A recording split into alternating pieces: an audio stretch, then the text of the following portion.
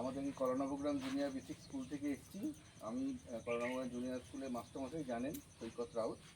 আপনাদেরকে একটা বিশেষ কথা বলতে এসেছি যে মাঠে ঘাটে পায়খানা মৃত্যুর পরোয়ানা।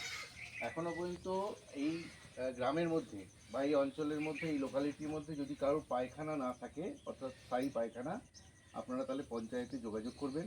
কারণ মাঠে ঘাটে পায়খানা করা মানে সেটা হচ্ছে এলাকায় রোগ ছড়ানো। কারণ যেখানে পায়খানা করছে সেই পায়খানা থেকে একটা মাছি বসতে পারে, সেই মাছি ঘরে গিয়ে কোনো খাবারে বসতে পারে, খাবারকে দূষিত করতে পারে। হ্যাঁ, তাই শৌচের কাজ, হ্যাঁ, পায়খানা বা পেচ্ছাপ এগুলো বাথরুমের মধ্যে করাটাই শ্রেয়।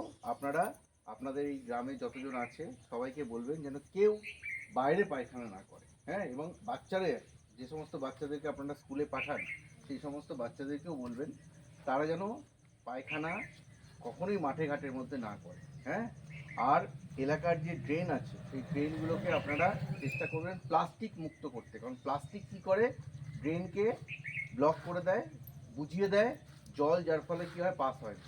তো প্লাস্টিক আপনারা পেলে প্লাস্টিকগুলো চেষ্টা করবেন একটা জায়গায় রাখতে। প্লাস্টিক যেন কোনোভাবেই, এই যে দোকান থেকে মালপত্র নিয়ে আসছেন প্লাস্টিকের জিনিসপত্র, সেই প্লাস্টিক যেন কখনো ড্রেনের মধ্যে ফেলবেন না, তাহলে কি দেখা যাবে যে জল ঠিকমতো পাস হচ্ছে।